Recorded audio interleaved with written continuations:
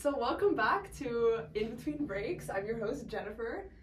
With me, I have Gabrielle from our last episode, and I have two new guests, Cecilia and Christian.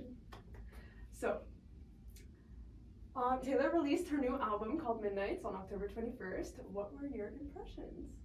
Like our first impressions, or Any mine emotion? was slightly controversial. Oh. It was a grower. At first, I listened to it in the bus on my way to school, and I said, "No, this isn't for me."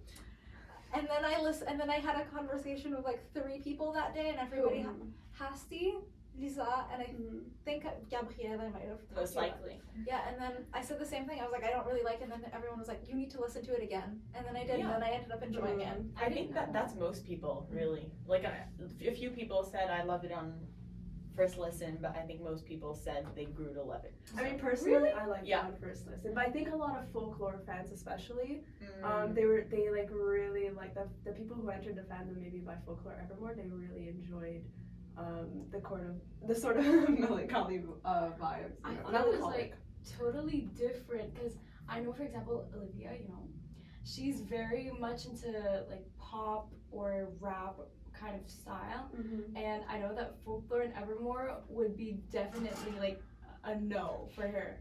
And when she listened to it, like, she's not a Taylor Swift fan, and when she listened to it, she was like, oh my god, it's so good. And I was wow. I know, because for me, my reaction was like, my favorite albums from Taylor are the pop albums. Like, I'm a pop Swiftie. I love her country music, but I also love her like folk alternative music. But like, for me, pop is like so good. So when I listened to Midnights, I was so happy with it because you know how she released Evermore right after Folklore, so I thought she was like going into this, less pop media, and like she transitioned to like more subtle and like, oh, I'm writing songs with my boyfriend in the woods. Exactly, like it doesn't need to be super successful, and like I missed the pop like hit, and I was like, Midnight is coming back, so I loved it. Yeah, I found it a little. Hello. That's true. It's really annoying. Yeah, okay, you heard the boom boom too? Yeah. Yeah, okay. What are the other questions? I feel like I need to so prepare. good. Jesus. No, Midnight's so good. It's okay. No, here. there are a few songs that I'm like, oh, Yeah. like high infidelity. Oh my god, actually. No, what? Because you love Folklore and Evermore. That's why you like. That's High true. Infidelity. It's one of. I think one of the reasons why I didn't like it at first is I was just dancing Lavender around- Haze. Dancing around it. It was like Lavender Haze. I listened to it and then I was like, this is not that good in my opinion. That was like Okay. Are we? So is the discussion resuming? Okay. Yeah. Oh yes. It was all yeah. going. Okay, but I was like, I listened to it and then I was like, Lavender Haze, do I like this? Do I not like this? And I think I just got a bad taste from that, and then from there. Yeah. Because it was the first song. Yeah, and then when people told me their opinions, I thought about it in a more positive way. Yeah, I think there were a few songs that like I had to grow to like it over time. Like what? The Great War, I did not pay attention to it at all at first, and now it's my favorite song out of everything. Like, forget like just 12 a.m., 3 a.m. I just love The Great War. One of the first lyrics I listened to half awake the morning it came out because I had something that day, so I wasn't going to stay up until midnight. But I know you stayed up, and then I heard the people stayed up till 3. I know. I didn't. I know. I just need my sleep hours. So I was kind of half awake at 7 a.m. listening to the songs, and one of the first lines I heard was, he was doing lines while crossing all of mine. I was like, oh my god, what's this album gonna be? What's this album gonna be? And I told my dad my hopes were extremely low. So, I mean, he was doing lines while crossing all of mine. Not the best lyric. That's true. So I was really surprised. I loved the Anti-Hero music video, and I really listened to it on repeat that whole day. And so it grew to be not my favorite, not my least favorite, but like I'd say definitely some solid tracks on that. Yeah. And I love the John Mayer takedown at 3 a.m. Everyone thought that Speak Now, Taylor's version, would be like the real Dear John takedown, but would've, could've, should've. That's definitely the most. That's a good takedown. Yeah, my favorite is Lavender Haze. Sorry. Like, first time I listened to it, I was like, oh my god, this is gonna be such a good album. I know. And the other one is Karma. Like, it's just so good. It's just so good. Like, at first, I really didn't have high hopes for Karma because you know how when Swifties like push her to do something, for example, like, the All Too Well the short film. It was good, but it wasn't something that I watched like 5,000 times. You know, I watched it like 2 or 3 times, and it's good, but it's not like wow. So, and it's something that the Swifties pressured to do it. So I always thought that when it's the Swifties that pressure Taylor to do something, it won't be as good as if it came from her heart. But then when I listened to Karma, I was like, oh my god, no. But she's good at marketing and stuff, so I think that she kind of thrives from this relationship with her fans, and they kind of But make what her do you guys successful. think about her singles? Like her singles that she puts out. Single choice was better this time. Like historically, it's been bad, but Like for example, the Lover Era. okay, yeah, I think this everyone's is gonna no. agree. This is the most easy opinion. I feel like I'm coming across as a Taylor Swift hater from these Yeah, first we're 5 going in a minutes. different direction. I know, but I think many The people exit's right there. don't like. Many people don't like Lover, but it's really one of my favorite albums. I think it's partly because of the single choice. It's definitely her happiest album. Like, you feel really like exhilarated while hearing it. Well, Yeah, we like think cool, that because of the singles, but actually, like my favorite song for like a long time was "False God," and I didn't like realize how good "Lover" was until like after "Evermore." Yeah. No, it was from the Because bat of one of the my singles. favorites. Yeah, it's just I heard Cornelia Street people talk about a lot about Cruel Summer and how that one should be a single. Yeah, But that's Cornelia Street, like you said, False God, and even like I Forgot That You Existed, like bop, very simple, but like one of the good simple bops. I think So lots of good ones on there. for me, the problem with Lover is the one with Me. Yeah, That that was was like- single. Yeah, that was a single and that was bad. Hey, Like that kids, just spelling is played. fun. Yeah, it's like that played in shops on repeat on the radio. And something, maybe it's just me who isn't a huge fan of Brendan Urie, but just that song was constant. And then I was like, do I really enjoy this album because this song is on it? But then when I think about Lover without that one song, I'm like, yeah, it's really good. Yeah, that's And true. like me, a lot of Swifties hate it. But actually, I don't hate it that much because if we think about the production, it's actually not that bad. Because I listen, like I know Gabrielle, you listen to the lyrics, like lyrics. Yeah, is what I'm a you- lyrics girl. Yeah. I mostly what I search for in a song is like a good beat and like not a beat, Yeah, you like want also kind a of good like production. Like, my favorite is like those very, very deep beats. Yes. Like, you feel it in your soul. Yes. And False God has that. I know. I'm waiting for With- Taylor Swift's with spoken a word little- album. I just see the words. With a little hint of saxophone, which is a plus for both of us. That's true. Yep. You're that's waiting what it is. for Taylor and her Lana Del Rey era and just write a book of poetry. Yeah, that never happened. I mean- One day it might. I did read the Lana Del Rey poetry book, but I knew someone who did. It's fine. I own it. Oh, I've you never do? read it. Oh, it's just as Is they it that pour. You want to? I don't know. I've never gotten to reading it. Somebody bought it for me, and I just Speaking of It's like which, 100 though, pages. yeah. did you guys wish that there was more Lana Del Rey, or do you think there was the perfect amount of Lana Del Rey? I'm gonna say I love. Recently, I've been really into Lana Del Rey. I love her. I love her for her music, not her as a person. Strange Yeah. person, but I was hoping for more Lana Del Rey. Is that why you didn't read her poem? I honestly just haven't gotten to it. I think Swifties will know this was a Maren Morris, not a Phoebe Bridgers. I don't know why, but on the song, just hearing Taylor Swift's, you can't swear on this because it's for your pee-pee. I think the last time. Okay. It's But fine. hearing her say snow on the beach weird and fucking beautiful, for some reason, I was like, whoa. Yeah, the I was clean like- version is yeah. definitely better. It's more natural. For some reason, I was like taken aback, as if she swears in her songs, but that really for me, I was like, true. whoa, Taylor Swift just said the F word. I know.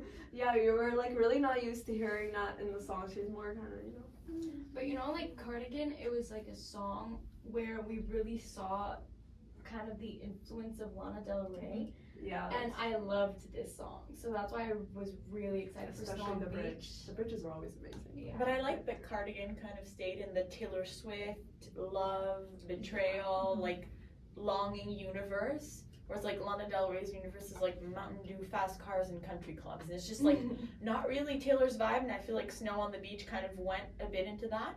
Yeah. Like I like the idea. I saw Snow on Wednesday, and I thought the song. I like the idea. I think the idea is powerful. But I think Taylor's themes. I think revenge, love, longing. Like she has her niche themes that she's really good at. and it's not saying that she shouldn't explore out of those themes, but it really felt out of character for her. Wait, but what was like the theme of Snow Beach? Wasn't it just something beautiful? No, it's about falling in love, but just I think it's true. It's more about the way it was done than the themes. I think. Yeah. But it was like, because Lana Del Rey also has songs about falling in love, but I think everything is just more crude, and her vibe is more like, oh no, I'm falling in love again, this will end in chaos or whatever, whereas Taylor Swift is just like, oh no, I'm falling in love, this is so cute, but not really. My dad, what will my dad say? This is really country vibe. Yeah. But I think, Gabrielle, I have an opinion about Cardigan that I feel like you might agree with me. Okay, I thought line it at the was... end of the song where she goes, sitting in, it was like sitting in my cardigan, in your car again. Yes, that was I don't like, Really? Why do I not remember that? That was It's in really Betty. at the- That was in Betty. Yeah, was it in Betty? Yeah, that was, yeah. It was in Sitting Betty. I in your apologize. We constantly talk about it, like at Sitting- least once a it's month. like in your cardigan, sitting in your My car car again. again. I just listened to that and I'm like, I don't. Why? In my mind, it's just not a very interesting rhyme. I'd say we've talked about this specific line at least like once a month. I'd say we just talk about it and say, she thought about this, how genius. So we don't agree. I Okay. think we don't. Okay, let me raise you guys a situation. Imagine, okay, because obviously not all our viewers here, they're not all Swifties. Okay, so let's say you have someone in front of you who absolutely hates Taylor Swift. Now, obviously, without forcing anything upon anyone, how would you convince this person to give her music a chance? That's like an English teacher level question. No, but actually I would ask, like, what are the That's a songs good you question. know? Because if Yeah. the songs you know are like Shake That's It Off, true. Me, There we go. I think Yeah. it's like I think ask what songs they know, ask what music they usually like, and then this is so great, like you were talking about the wide variety of music she has in genres. Like there's something for everyone. And this is my problem with Brianna right now, so I think it's good that we're talking about I it. saw a TikTok like yesterday. It was just talking about why Taylor Swift is so popular and successful, and it was saying how she explored so many genres. So it's like there's one for everyone. Even if you like, I think if you like one genre, since you like Taylor so much, you'll go and listen to the others. But like so many people latched on to Taylor at different eras, and even though like the folk people aren't really pop people, they like Taylor, so they'll still listen. Yeah. Another thing though, break the stereotypes. There are like stereotypes made about her. She only writes songs about her exes. Like, have you listened to Welcome to New York? I don't think that's about her ex. Yeah, but the whole folklore thing, it felt like a story in this whole new universe. But see, was the love triangle based on real life, or was I it think just it created? was a creation based on Blake Lively's children. No, that Really? Or was the that names. a That was name? just the name. In my What? the way I don't like necessarily. I like listen to her music, but I like most of the content I consume, at least on social media, isn't Taylor Swift related. When I discovered that like Blake Lively's kids were named after that, I just like imagine that I think she created a scenario around these fake names and Yeah. not necessarily about her kids. Oh, speaking of, do we think that the fourth Lively Reynolds child is going to be called Daisy May? Because that's the name in You're on Your Own. Kid. Yeah. Why am I always having I feel all like- the time? I think this is what people have said because it's the name in You're on Your Own, Kid. Oh, Yeah. I never Right. typed the lyrics, but I remember him saying Daisy May. I think so. But I think it's really cute that they do that. Like it's like friendship goals. I know, and she's the baby, like the toddler that says gorgeous. Like, gorgeous. Yeah. Da-na-na-na. Yeah, it's I cute. just imagine having Taylor Swift as your aunt. I feel like oh yeah. Like kids. Honestly, oh my god. Like, How would you, if you were to create the spectrum, how would you go about doing it? Which album would you start with as the saddest, kind of going to the, actually either the happiest or the most intense one? But see, that's debatable because you could either end it with Lover or Reputation. A Reputation is the most intense one. Lover is the happiest. But I'd say But how would you build Reputation the is kind of spectrum? happier. In some ways, it's happier than Lover because Really? Lover, because Reputation's like I know who I am and I know what I want kind of thing. When Lover is like I'm in love, but like also it can go wrong. So I would say True. Reputation. Yeah, is true. like she happier. did have like some context with Joe Cornelia Street. Cornelia Street, The Great Afterglow. Yeah. Mm-hmm. So yeah, it's happy, Yeah, I but agree. it's also sad. I think Lover is more intense. But now, like, how would you like build the spectrum? Okay, personally, me, I would think I could be wrong though. folklore to on a scale of folklore to reputation? Or is it Evermore the saddest one? No, I think. I would say Are you saying Folklore is the saddest one? Folklore is like, happier on a- than Evermore. Maybe just of like Evermore solely off of Okay. the inclusion. Oh, of, I like, thought the scale was like least intense to most intense. Okay, wait. Which one's less intense, Evermore or folklore?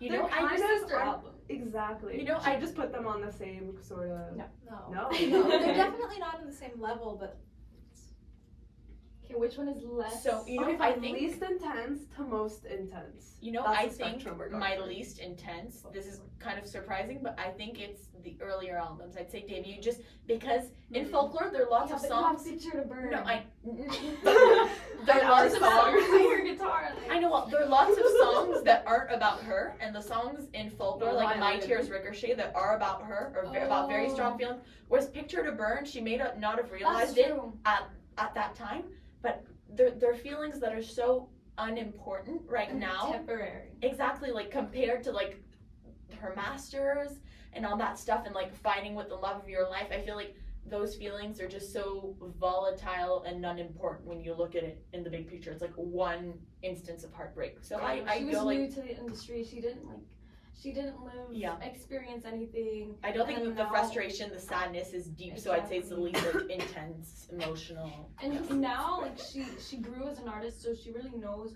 what type of like melody really evokes sadness. So When and how did you guys become Swifties? that's a good question.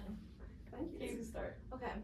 I know that when I was in like 4th grade to like 6th grade, I was obsessed. 1989. Like 1989, Red, that whole like, Mhm. I was obsessed. My friend and I, we loved her. And then, like, I think when I first started consuming internet content, like, at a regular basis, and then you heard, like, oh my god, Taylor Swift is so mean. She's, like, so, That's true. like, it's like the whole thing, it was like, oh, she only writes songs about her exes, blah, blah, blah. I think something in my mind was like, oh, well, then I can't like her because she's, because, like, I think maybe, like, the whole internalized misogyny thing, where it's like, she's a woman and she writes songs about the people she was dating. Oh, I can't Exactly. like her. And then I think during the pandemic, when she released Folklore and Evermore, I for some reason I ended up listening to it and I was like, wait, this is really, really good, and this is Taylor Swift, and I used to love Taylor Swift. So then I think just rehashed some old love for her, and then I was like, oh wait, I actually do love Taylor Swift, and it's like, and the fact that she wrote songs about the people she dated is actually really empowering, and it's like her way of expressing herself. Yeah, I don't know why people judge it so much, because not only, yeah, maybe she's writing, you know, about her exes, and like the exes may not be so happy about that, but at the end of the day, she's writing songs for her listeners to relate as well. That's the thing, and people are not always thinking about that. They're just finding they're just finding things to criticize her for. Yeah, I also find that when she writes songs where it comes from like a place where she really feels an intense emotion, it's often songs where Swifties really like and relate to, whereas songs that she's sitting in a room with producers and writers like, okay, we have to write a bop, it's like not the same. So That's I true. agree. Do you want to go with your origin story? Because Is mine that- is linked to yours. Go ahead. Okay, so mine was like in the year before 1st grade. I don't know how you guys would call this, but maternelle. Oh, you're like an ancient Oh, Swiftie. Yeah, like 2011. You know, Kindergarten. the You Belong With Me video came out and I was obsessed. Like, I still love the music video. Oh my god. It's I remember just, when it came it's out. just so good. It's amazing. But it's the cliche girl taking off her glasses, taking off her hair tie. But anyways, yeah, so I really loved but the reason why I started to like her in like preschool, I guess. Kindergarten. Preschool. Kindergarten. Cause I was in 30 kindergarten centimeters, before. Jennifer. I was in kindergarten before, but then we're in maternelle, which is kind of different from kindergarten. No, I think daycare and then kindergarten. Oh, I don't know. yeah. I went to like an Anyways. Armenian thing. It was the Kindergarten. levels, I don't know what Yeah, y'all. kindergarten. And you're a kid, you're 5-6 years old, so you just think like, oh my god, she's so pretty, I like her. So that was the reason why, like, I'm gonna admit it. It was like, wow, she looks so cool. But it's not the reason anymore now, okay? Like, If it was, It's it a lot would more be completely depth. valid. Anyways, and yeah, so even after the whole drama thing, I was still obsessed with her. And the thing is that I did like 2 or 3 presentations of like who is your idol, and I all made it on Taylor Swift. But at that time, like I wasn't in the media and all, so I didn't really know why was she like such an influential person. So I said stupid stuff like, wow, she has a lot of exes. No. And obviously I listed all her awards, but like now it's much more different. Like she fights for artists' rights, and you know it kind of shows women in our society how we should like take our space and you know. Okay, good keep talking. messages. I'm gonna have a cough attack. I'm telling you. And yeah, so I guess like I'm a hardcore fan, but I do admit sometimes I just think that there's aspects wrong that she's doing. So my origin story is linked to Cecilia. I think before I met her in our first year here, I liked the music videos. I thought Blank Space was hilarious. That like clearly was a parody, and I thought it was so funny. But I wasn't really like a big music listener. Like in my family, we didn't really listened. Music was background music, like just for eating. I know. Well, I don't listen to many artists outside of Taylor Swift right now. So like it kind of introduced me to music. So like I was like the casual listener of like popular music videos. And then I was just talking with Cecilia, and little by little, I think she convinced me to like, this is good. Like her songs are good. No, but especially in secondary 1, it was 2019 where Lover came out, and you know, Lover, she made this huge deal of promoting it. It was very well promoted. Like there was this countdown, April 26th. So I was like so excited. So I kept talking about it. And then I kind of realized that. So first it came with Reputation. I was like, oh yeah, the most recent thing I listened was Look What You Made Me Do. And then I was like, oh, I guess I'll go listen. Like I didn't understand the concept of an album. Like I never listened to whole albums, just like singles, music videos, whatever was on the radio. So I just actually went and listened to the album. I was like, oh my god, this is actually lots of fun to like listening to the lyrics. So like I jumped on the Swiftie train for Lover. Yeah, I remember we were in the lockers, like in the morning, watching me video. I remember. Oh, I remember that moment exactly too. Oh, how cute. That's so cute. We're Swiftie. How about you, Jennifer? Oh, okay, well, there's a bit of a timeline because I do remember liking Taylor Swift in primary school for like quite a bit. Then I think I kind of disconnected from the fandom, I guess. I don't fully know why. You know how you just go through phases with celebrities? Well, she wasn't that popular. Like, she was still known, but her music wasn't as popular as 1989 when we were in 4th grade. I think I came in by 1989. Everyone came in by 1989. Yeah, I think at that point. Yeah, but yeah, I disconnected from the fandom at some point. I had heard about, of course, whatever was happening with Kanye, then the Reputation thing. Oh yeah, Reputation. Yeah, that one came out in 2017. Okay. I think I came back for Reputation. One of her first November releases. That's interesting. She kind of switched to releasing things in November. Was it November 10th? No, I think it was end of November, I think. Yeah, so I came back into the fandom like not too long. You actually helped me get back into the fandom. It seems like you're bringing people into the fandom. I know, you're a good representative. Taylor Swift should Yeah, Taylor Swift. Yeah, you have a good recruit right Just here. Look in the camera. Taylor Swift, please hire me. Taylor Nation. Like Taylor? No, we want Taylor Swift. Specifically Taylor Swift. Yes, Taylor Swift specifically. Yeah. Exactly. So yeah, I mean, like ever since then, I've been like fully into the fandom now. I think. Well, I don't know. When did it? I think happen over this summer. Yeah. I think so too. And then I just like listened to her discography, and I'm like, oh my god, yeah, I should know. I think like all these stories kind of show how gatekeeping is bad. Like I love Swiftologist. Like I think you like him too as well. Do you guys all know who he is? Swiftologist? Yeah. Who's Swiftologist? Oh, Jennifer. What? You don't know Swiftologist? He went to a secret session in Reputation. And he was like 45-minute videos. Once again, I came in everything. over the summer. I apparently still learn new things every day. But so I like Swiftologist, but what he was saying about the Eras tour, which is the new tour with all the Eras, he said that no one who wasn't a Swiftie before, I don't remember which album, could have an opinion about what was on the tour. And I somewhat agree that like the people who are in a better place to decide like what are Taylor Swift's most important songs are the oldest fans. But I think gatekeeping is such a bad idea, because by saying that like you're not a Swiftie if you don't know which city, which hospital she was born in, Reading, Pennsylvania. Don't know the hospital though. Yeah, people would just get annoyed. I know. Well, just saying that you're not a real Swiftie is just discouraging people from like identifying as Swifties and saying that they like her music. If it's like so tight knit and it's difficult to enter, like people won't want to like be casual listeners. I think. Was there ever a time? Okay, we're gonna be honest on this podcast. Was there ever a time where you did end up, for at least a short period of time, or whatever period of time, not liking Taylor Swift? This was my next question. Oh, really? Oh my Yeah. god. Connected. Telepathy. Okay, Yeah, it's not, Swifties.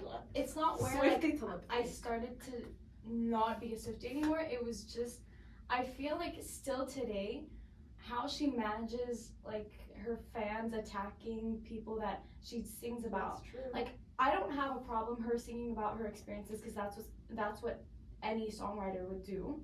It's just that, like, there was this when she was with Jimmy Fallon, and then I think there was the reference who the red scarf or whatever, and then she, you know, like, she wasn't, stop it guys, it was more like funny, and Yeah. like Jake Gyllenhaal is having a rough time, you know. That's It's funny I think for us. John Mayer got a death threat. It's those That's kind of true. things. Yeah. But I'm not saying John Mayer because he was like 32 when she was like 19. Yeah, 19. But like Jake Gyllenhaal, he did some mean stuff, but everyone also does these, like, he probably cheated. I don't know. I mean, he did some I mean don't stuff know. according to Taylor. Like, we only have Exactly. Jake Gyllenhaal doesn't have like an album all about Taylor. Exactly. Yeah. So I think it's kind of like Olivia Rodrigo. I also felt like she was this way with Joshua Bassett and Sabrina Carpenter. So I just feel like she has some sense of responsibility, but it's not all on her. It's obviously like crazy. I think my moment where I'm like, oh, I don't think this is the best is same related to accountability. But I think just she has an idea that because she thinks she's doing everything right, the universe thinks she's doing everything right. And I think exactly that's embodying the song Karma. What the song Karma is saying, according to me and my interpretation, is basically that because she thinks she did everything right, the karma will come back to her, and the universe thinks she did things right. She's manifesting. Yeah, but I feel like if I do something right, doesn't mean the other person is doing something wrong. And also she's just presuming that in every kind of relationship. I'm so sorry. My dad just texted me about how Ticketmaster canceled all the sales of Taylor Swift tickets. Oh my god. Right Oh my now, god. So That's a good What? topic to talk about. What's been happening with Ticketmaster? I spent so much time. All of I think, when did tickets come out? I think they came out in pre-sale on 15. 15th. Yeah. On the 15th. I know 3 people who People got are tickets. I spent most. My friend and I spent all our day at school waiting in line. Never got the tickets. I know someone who's a lawyer, and she had to go to court during the day, and she was just on her computer all day, and then she had to give her password to her friend because she was like, I need the tickets, and the judge wouldn't have appreciated it. It's not that we're invalid. Ticketmaster, what are you doing? Why did you send 1 million tickets? Why did you send 1 million access codes? Reward my father for amazing timing. Yeah. He didn't even know I was doing this. It's wow. Yeah, he brought on a good conversation topic But because it's recent and like people like there's a lot of disappointed fans like then people are calling Taylor Swift like a capitalist. in all honesty, and, I was really disappointed for one. It just her openers also were so good. So I was hoping, because the one that I tried to go to was supposed to be May 19th, and I forgot where. I think Minneapolis, and there was supposed to be Phoebe Bridgers as the opener. Who else? Oh, yeah. Oh, was it Gracie? Gracie I Girls, love and I love her both of them. music. And I was so sad that I couldn't go, because that would have just been the perfect. Yeah. Yeah, I mean, fingers crossed for Toronto, I guess. Yeah, that's what my that's what my friends said. That's the whole thing. I don't know if she's doing like Most because likely. she's calling it the U.S. leg, but how many things is she doing in Canada? You know, how many? I think she's coming, most likely. Like, Toronto and Vancouver. She Yeah. went to Montreal like once. in 1989. Yeah. Well, no, it's a stadium tour now. because there's no stadiums that she can play in here. Like the Olympic Stadium, I guess I'm just not gonna play in the Olympic Stadium. Oh. Like the Bell Center isn't fit big for Oh a yeah, stadium that's tour. definitely not. Yeah. That's That's it. There. So we're gonna have to go hop into a car to Toronto. Okay, I think we should talk about the fans who decided to well depends. Did you guys ever hate Taylor Swift because of Kanye ever? No. I mean, I kind No. of had like the moment where I was like, oh, well, it's like I just have heard so many things of people being like, oh, well, she's a woman and she writes about her exes, and Kanye doesn't like her, so you can't like her. Yeah, I just see. I did have my moment like that. Why does he not like her? I've never understood his beef with her. I think based on what it's because her and Beyonce were up for the VMA, and then Beyonce lost, and then Kanye thought that Beyonce deserved it.